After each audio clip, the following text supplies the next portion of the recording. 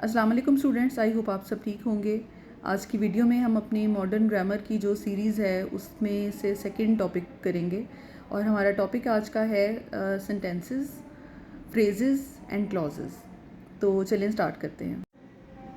जी, आप लोगों ने क्लासिकल ग्रामर में पढ़ा होगा कि सेंटेंस के 3 हिस्से होते हैं मेन, जो कि हैं सब्जेक्ट, वर्ब और ऑब्जेक्ट। लेकिन मॉडर्न ग्रामर में जहाँ हम लोगों ने सब्जेक्ट वर्ब एग्रीमेंट का इससे पहले टॉपिक पढ़ा है, तो हम ये देखेंगे कि सेंटेंस के जो टाइप्स, सेंटेंस के जो पार्ट्स होते हैं मेनली वो 2 होते हैं। एक होता है सब्जेक्ट और दूसरा होता है प्रेडिकेट।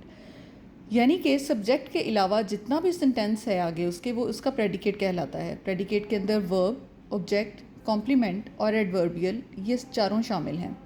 ये चारों क्या हैं सेंटेंस के लिए, हम अगली वीडियो आप लोग ज़रूर देखिएगा।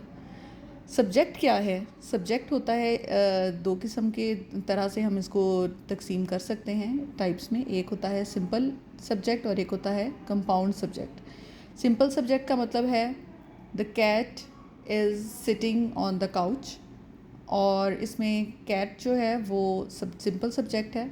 कंपाउंड होगा the cat and the kitten और the cat and the parrot are sitting on the couch. उसमें कैट और किटन या कैट और पैरट जो है वो कंपाउंड सब्जेक्ट कहलाएगा। इसके साथ ही हम इसको सब्जेक्ट वर्ब और सब एट्रीब्यूट जो है या सब्जेक्ट एट्रीब्यूट जो है वो कहते हैं। जैसे कि अगर हम ये कहें कि the fat cat is sitting on the couch, तो इसमें फैट कैट में जो सब्जेक्ट वर्ब है या वर्ड है, सब्जेक्ट वर्ड कौन सा होगा? कैट, और सब्जेक्ट एट्रीब्यूट होगा फैट या फ्लफ़ी। तो ये हमारे सब्जेक्ट की डेफिनेशन हो गई। उसके बाद प्रेडिकेट जो है, इसके अंदर ये चारों चीज़ें आती हैं। प्रेडिकेट के लिए मैं एक अलहदा वीडियो बनाऊंगी जिसमें आप ये सारे टाइप्स पढ़ेंगे। फ़िलहाल हमने सिर्फ एक जो सेंटेंस का स्ट्रक्चर था वो समझना था, वो हमने समझ लिया है। इसके आगे हम चलेंगे फ्रेज़ और क्लॉज के ऊपर। अगर आप लोग कोई और वीडियोस देखते हैं इंटरनेट से या अपने नोट्स में से, बुक्स में से कुछ और करते हैं, तो आप लोगों को इससे ज़्यादा डिटेल भी मिल जाएगी। लेकिन फ़िलहाल सिर्फ इतना समझना है कि बेस क्या है इनकी, उसके लिए आपके लिए ये वीडियो काफ़ी फ़ायदेमंद होगी, क्योंकि मैंने इसको बहुत सिंपल करके बनाया है।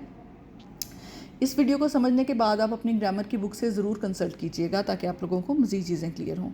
तो फ्रेज़ और क्लॉज में क्या फ़र्क है? आप लोगों ने देखा होगा कि फ्रेजेस हम कहते हैं कि जी इसमें से क्वेश्चन में आ जाता है कि जी इसमें से फ्रेज़ आइडेंटिफाई करें। फ्रेज़ की टाइप्स आ जाती हैं, प्रपोजिशनल फ्रेज़ कौन सी है, एडजेक्टिव फ्रेज़ कौन सी है, या एडवर्बियल फ्रेज़ कौन सी है, या क्लॉज ये क्या ऊपर वाले गिवन सेंटेंस में जो अंडरलाइन पार्ट है ये क्लॉज है या फ्रेज़ है। तो आप लोगों ने कैसे बताना है? सबसे पहले तो फ्रेज़ जो है उसका इनकम्प्लीट मीनिंग होता है, जबकि क्लॉज जो है ये अपने आप में एक कंप्लीट मीनिंग भी देती है। फ्रेज़ का कोई फाइनाइट वर्ब नहीं होता, यानी कि कोई टेंस नहीं होता, लेकिन क्लॉज के अंदर फाइनाइट वर्ब या टेंस ज़रूर होता है। एक वर्ब होगा तो वो एक क्लॉज होगी, और अगर उसके साथ कोई कंजंक्शन लगा के एक और वर्ब ऐड कर दिया जाएगा तो वो एक और क्लॉज बन जाएगी। यानी कि एक सेंटेंस के अंदर एक से ज़्यादा क्लॉजेस भी हो सकती हैं। ये मैं आपको डॉन के आर्टिकल्स में से ही, न्यूज़ में से सेंटेंसेस निकाल के आप लोगों को प्रैक्टिस भी करवाऊँगी। उसके बाद आ जाते हैं कि फ्रेज़ के अंदर या तो सब्जेक्ट होता है या प्रेडिकेट होता है, जबकि क्लॉज के अंदर दोनों सब्जेक्ट और प्रेडिकेट होते हैं लाजमी। अब आप टाइप्स देखें अगर, तो फ्रेजेस की टाइप्स आ जाती हैं प्रपोजिशनल फ्रेज़, एडजेक्टिव फ्रेज़ और एडवर्बियल फ्रेज़। अगर मैं आपको एग्जांपल दूं, the cat is sitting on the couch, इसमें on the couch prepositional phrase है क्योंकि प्रपोजिशन ऑन यूज़ हुई है इसके अंदर। द कैट इज़ सिटिंग भी एक अलहदा सब्जेक्ट था, अलहदा सेंटेंस था, लेकिन on the couch prepositional phrase है जो कि इस इनकम्प्लीट मीनिंग दे रही है लेकिन इस सब्जेक्ट को कंप्लीट कर रही है। एडजेक्टिव फ्रेज़ क्या होता है? जो कि किसी सब्जेक्ट का एडजेक्टिव को के साथ अटैच हो। For example, Talha is eating a chocolate cake, a delicious chocolate cake. इसमें तलहा इज़ ईटिंग एक पूरा सब्जेक्ट है, पूरा सेंटेंस है, लेकिन डिलीशियस चॉकलेट केक जो है वो एक क्योंकि डिलीशियस एक एडवर्ब एडजेक्टिव है, तो एडजेक्टिव के साथ हम समझ जाएंगे कि ये एक डिलीशियस चॉकलेट केक एक फ्रेज़ है जो कि एडजेक्टिव फ्रेज़ है। उसके बाद एडवर्बियल फ्रेज़ आ जाएगा। एडवर्बियल फ्रेज़ ये होती है जिसमें एडवर्ब यूज़ हुआ हो, जैसे ही इज़ क्वाइटली सिटिंग। तो क्वाइटली जो है ये एडवर्ब है और एडवर्बियल फ्रेज़ जो है अगर हम यूज़ करेंगे इसके अंदर, he is sitting quietly at in the room, तो क्वाइटली इन द रूम जो है quietly adverbial phrase, in the room जो है वो प्रपोजिशनल फ्रेज़ आ जाएगी।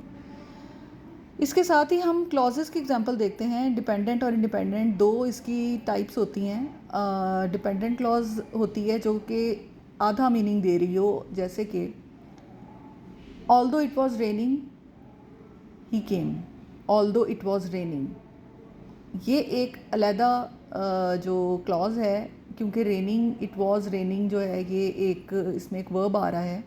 ही केम एक अलहदा वर्ब है, तो ही केम एक अलहदा क्लॉज है जो इंडिपेंडेंट है।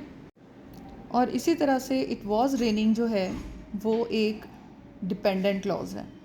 तो डिपेंडेंट क्लॉज जो है वो ऑल्दो, इफ़, व्हेन, इस तरह के जो स्टार्ट वर्ड्स के साथ स्टार्ट होती है। और इंडिपेंडेंट क्लॉज जो है वो एक कंप्लीट सेंटेंस होता है। तो आई होप आप लोगों को इसकी समझ आ गई होगी। अब हम एक एग्जांपल के साथ भी इसको देख लेते हैं। जी, इस सेंटेंस के अंदर चाइनाज़ ब्रेक नेक इकनॉमिक ग्रोथ, यहाँ पे ये पूरी की पूरी जो है ये आपका क्या है, ये आपका सब्जेक्ट है। सब्जेक्ट में से अगर हम इसको मज़ीद बाइफरकेट करें तो ये हमारे पास सब एट्रीब्यूट्स हैं सब्जेक्ट के। चाइनाज़ ब्रेक नेक और इकनॉमिक ग्रोथ जो है वो हमारे पास सब्जेक्ट है। इन दी 1990s, ये वाला हमारे पास अब क्या आ गया, फ्रेज़ आ गया। कौन सा फ्रेज़ आ गया, प्रपोजिशनल फ्रेज़। लिफ्टेड, ये हमारे पास वर्ब है। अब क्या लिफ्ट किया इसने, hundreds of millions out of poverty, hundreds and millions को उसने लिफ्ट किया, ये हमारे पास इसका ऑब्जेक्ट है। आउट ऑफ पॉवर्टी, ये फिर हमारे पास प्रपोजिशनल फ्रेज़ आ गया।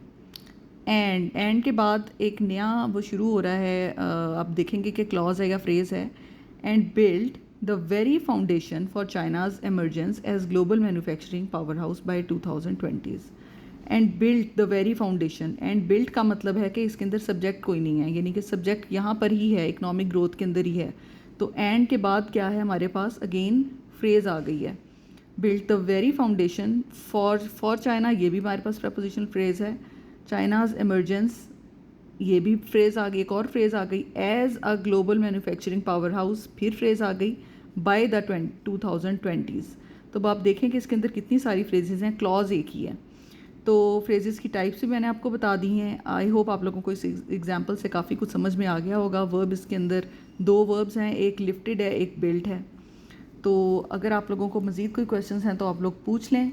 और इसी तरह की जो वीडियोस हैं या टॉपिक्स हैं जो आप चाहते हैं कि मैं इन पर नेक्स्ट वीडियो बनाऊं, तो उसके लिए मुझे कमेंट सेक्शन में बताएं। Thank you very much.